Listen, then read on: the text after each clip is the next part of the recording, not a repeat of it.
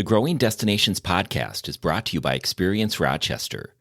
Learn more about Minnesota's third largest city, which is home to Mayo Clinic and features wonderful recreational and entertainment opportunities by visiting experiencerochestermn.com. What we see in the feedback that we get from employers is one thing that's lacking at times with some incoming workforce is soft skills and just the ability to sit down and work a plan, have a conversation, go through these different details.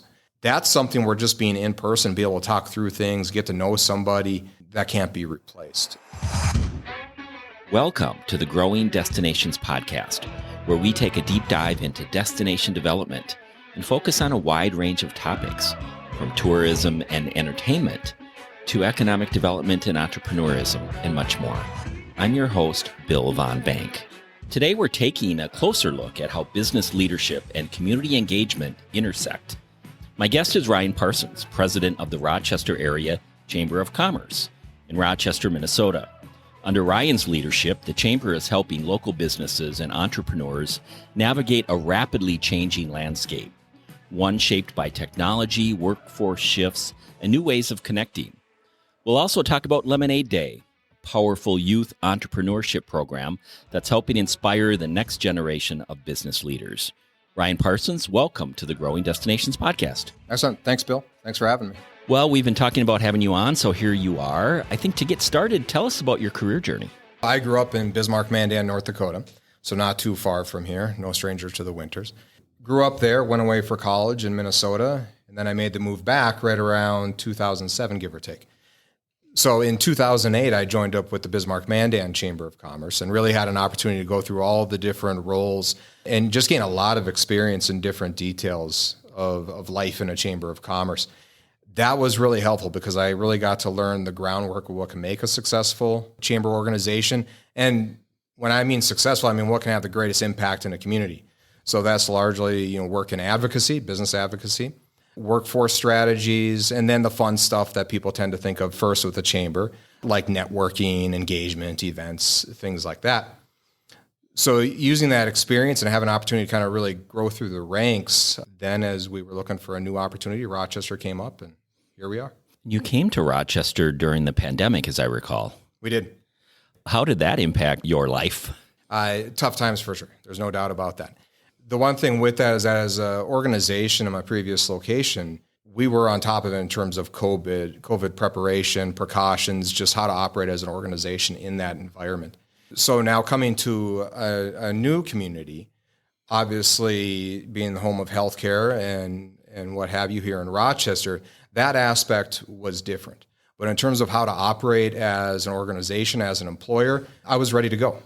And there was even some things that I looked forward to taking on with that, walk that path, and then here we are today, and we can look back on some lessons learned during that. What drew you to chamber leadership, and what do you find most rewarding about the role? Being able to make a big impact. That's really important as we look to the work of a chamber of commerce.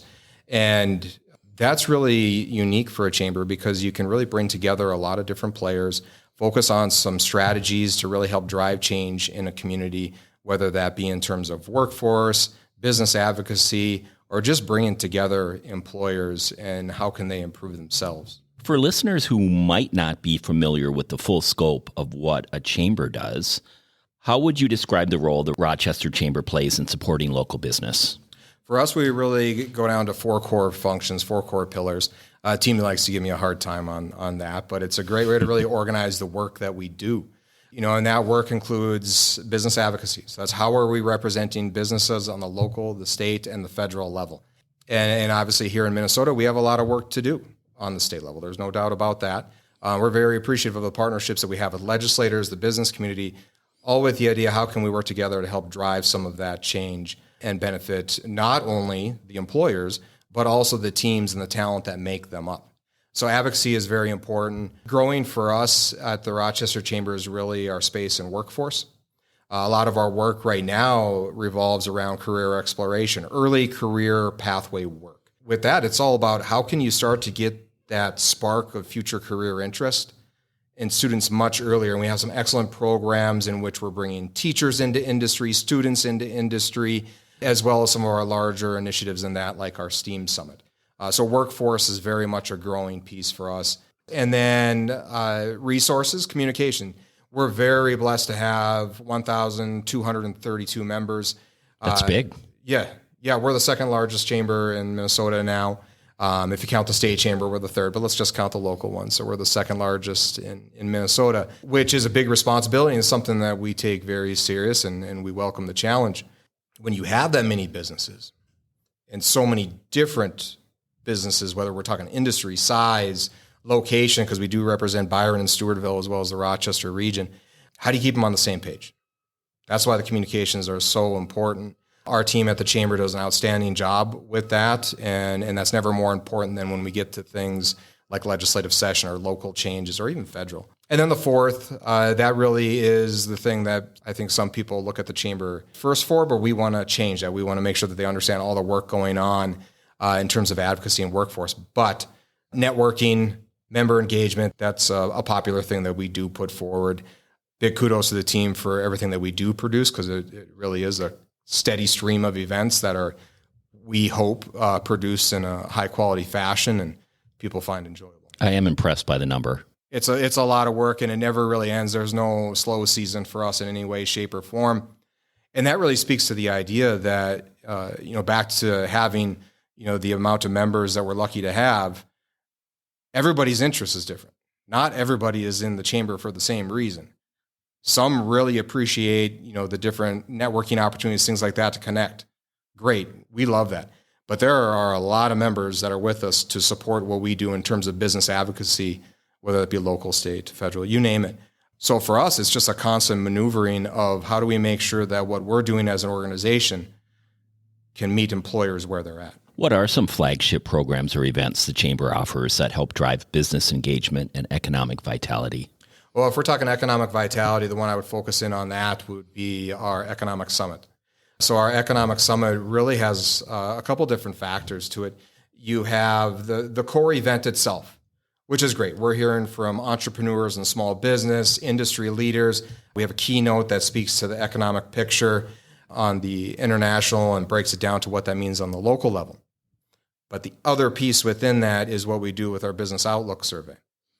That's what we produce each October, and that's really just getting a gauge with the business community on, okay, where are your priorities? What's impacting you, not only in the year that is, but what are you seeing for the year ahead? And that's been very valuable to us because that helps really direct where we go in terms of initiatives, programming, advocacy efforts. That's presented at the Economic Summit.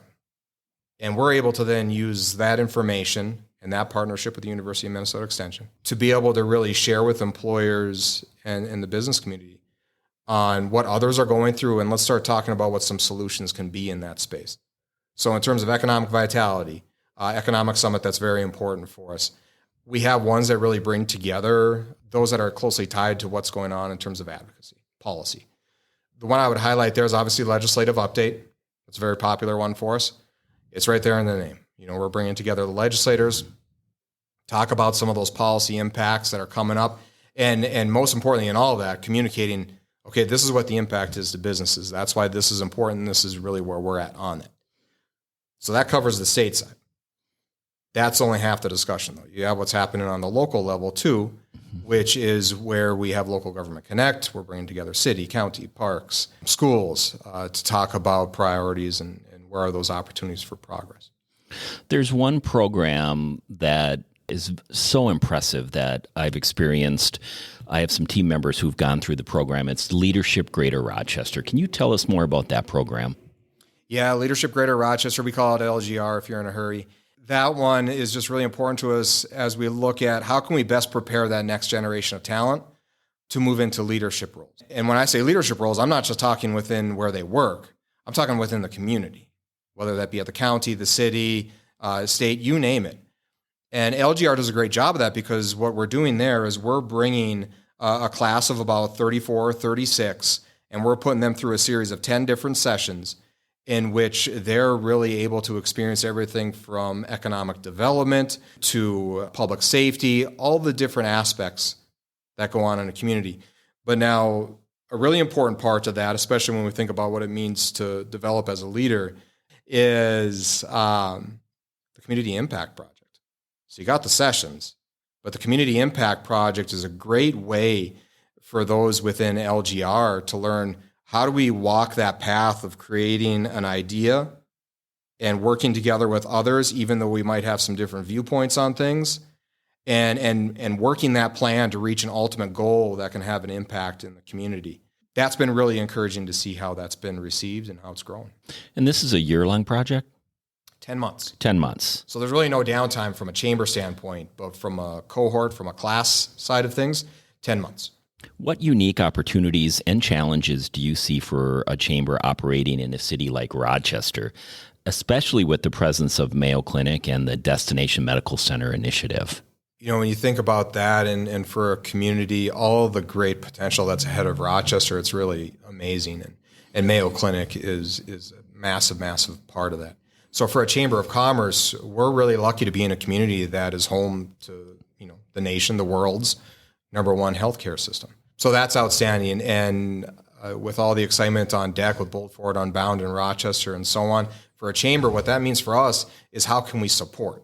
How can we help support Mayo Clinic? And in addition to that, all the needs of the businesses that are going to come along with this significant development too.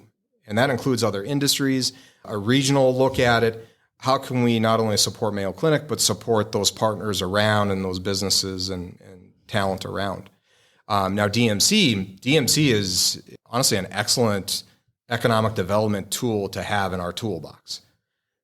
Not many communities have something like that. For us to be able to say that we have this tool at our use and some great partners within that, that's outstanding, and that's something that can really be used to push this potential even further along. And then I think looking at it, it's exciting times for Rochester ahead. We're not going to do it alone. We're going to need obviously Rochester as a whole, but then our surrounding neighbors and our communities, they're going to be important in this path too. And it's how can we all work together in that aspect too. And they'll see growth. Oh, no doubt about it. I mean, you just think about some of the projections for Stewartville and Byron and what that means for them too. Just as it means a lot to everybody in our region, it means a lot to them too. What are some of the biggest challenges facing Rochester's business community today, and how is the chamber responding?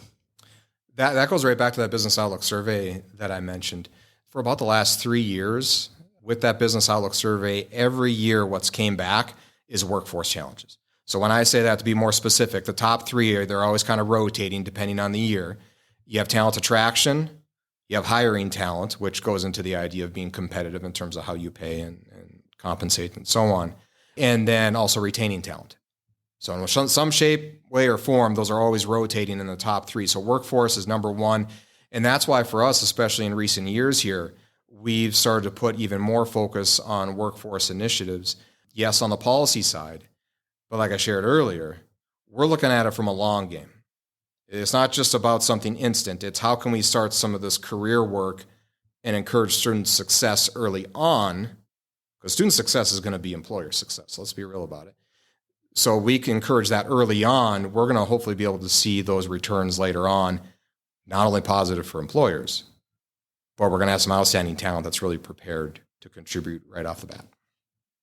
We've seen technology transform how professionals connect, with platforms like LinkedIn playing a growing role. How is the chamber adapting to the digital shift in networking and information sharing? With that, I think it's just making sure that we're ready for it. So with that, our communications team does an outstanding job with that, especially making sure that we have a significant presence online, social media, you name it. But I think the part I'd focus on with that is that, yes, with the social media, the online opportunities all growing, that never makes the in-person opportunities that we provide more important. I mean, they're more important now than ever to create those in-person connections and start to put a face to the name and develop those relationships in person instead of everything being done via social media. I know that might make me sound like a guy just kind of grumbling on and on about stuff, but it's true. Because what we see in the feedback that we get from employers is one thing that's lacking at times with some incoming workforce is soft skills and just the ability to sit down and work a plan, have a conversation, go through these different details. That's something where just being in person, be able to talk through things, get to know somebody, that can't be replaced. So we take advantage of the opportunity social media presents. There's no doubt about that, especially in terms of marketing and highlighting the Rochester region. But when it comes to development and creating connections, you can't beat in person. How do you determine the kinds of programming or resources your members need most? Listening to members. That's number one. Listening to the business community. Where are the things that are impacting them? And that's why that business outlook survey is so important to us. It really kind of gives us that inside look into what is impacting employers. We can then make our shifts from there on where we need to maybe put a little more emphasis or make some adjustments. So that's really important. But then we have a really talented team, and they do a great job of making sure that they're always listening. They're aware as they're going through contacts with members, county officials, city officials, state, you name it, of what's on their minds and where are those opportunities that we can have impact. So that's really important on that side of it. And then, along with that too, we have a strategic plan. I think every organization should have one. You need one. That's our blueprint. That's what guides us on where we go, and you mix that with the feedback we receive in real time, and that's how we make our plans year to year. How has member feedback influenced perhaps new initiatives or changes at the Chamber? The career pathways piece that I mentioned earlier, that's a perfect example of that. So that's something as we went through discussions and with some of our partners in K-12, as well as higher ed and then industry, there's all these great opportunities, but if we don't start working towards that now, it's going to be a missed opportunity. So that's a great example of as we listen to employers, where were the gaps in the community? What was not happening, or where was our opportunity to have further impact? That's where we just leapt at the chance to be a part of that. And we got some great programs that we have within that umbrella, which I'm happy to share about another time. And we're going to grow it because it's not going to go away. Workforce is going to be a challenge throughout the years ahead. You just spoke about LGR as one of your key programs. Another program that's really exciting, and I'm glad we get some time to talk about it, is Lemonade Day. It's a great initiative. And for those who don't know what it is, tell us about it and why it's important to the Chamber. Lemonade Day, that's something that we brought about 4 years ago. That's a program I had an opportunity to work with prior, and it does a really great job of encouraging financial literacy, promoting youth entrepreneurship, bringing about soft skills in youth. And so we brought that here about 4 years ago. And it's growing each and every year, and it really hits the mark on all those points that I mentioned there. That's important for us because as we look to that future talent growth in the area and business growth, having that awareness and that familiarity in that very young age, that's important. And to see how excited the youth gets with a program like Lemonade Day and the creativity that they bring forth, that's been outstanding to see, and especially how it's growing each and every year. As the name implies, it's lemonade stands in the community? Yeah. Lemonade stands. Young entrepreneurs are encouraged to bring forward their business. They get all the resources that they need. They get a workbook to create their business plan, their budget, their marketing strategy. Then they need to come up, obviously, with what their recipe is and what else they want to sell. And just the level of creativity that comes through in all of this is just outstanding. I mean, yeah, you could just be there and sell lemonade, that's great. But you see some get so creative with what they do, like they're developing bracelets and stuff to sell, and they just get really creative with it. I always appreciate that, and I appreciate the support throughout the community, too, to bring something like that forward, because it's growing. First year in, we had, I want to say, around 250 registered. This year, at our fourth year, we have 500 plus registered. We've expanded our reach to Byron and Stewartville as well as the Rochester region. And this past Saturday was just really exciting to see everybody out and about. As you think about the role of chambers in communities and you look about the future of the Rochester Chamber or maybe your colleagues around the country, what does the future look like for chambers or successful chambers? More important than ever. I'll get that out right off the bat, especially in Minnesota. You need a business organization that can represent the employer and the business community and the talent within. So that's critical. So chambers never more important than today, especially in Minnesota. And I think what can lead to success for a chamber is, number one, listening to your members. How can you best impact the community that you're within and the state that you're within? And I think a lot of that comes down to the idea of where is a chamber's space within advocacy? Where can a chamber, even if you are a two-person operation, or a one-person operation, because that's a real deal. There's a lot of chambers throughout Minnesota that are one-person shops. How can you still have an impact on that side? And really the space for impact in that is leaning on your partners throughout the state. Minnesota Chamber does an outstanding job on the state and even to the federal level, and you have the U.S. Chamber on the federal level. And then you have organizations like the Rochester Chamber and Mankato who do great work on the local side and the state side. So it's really leaning into your partners as maybe smaller chambers on how you can bring forward impact. But now to your question of what means a successful chamber, yeah, it's that idea of how do you find that balance to meet member needs and impact your community, and advocacy is at the forefront. Ryan Parsons, we appreciate your time today and all of the great work you're doing with the Rochester Area Chamber of Commerce. Thank you for being our guest on the Growing Destinations podcast. Thank you. Thanks for having me. Thank you for tuning in to the Growing Destinations podcast, and don't forget to subscribe. This podcast is brought to you by Experience Rochester. Find out more about Rochester, Minnesota and its growing arts and culture scene, its international culinary flavors, and award-winning craft beer by visiting experiencerochestermn.com.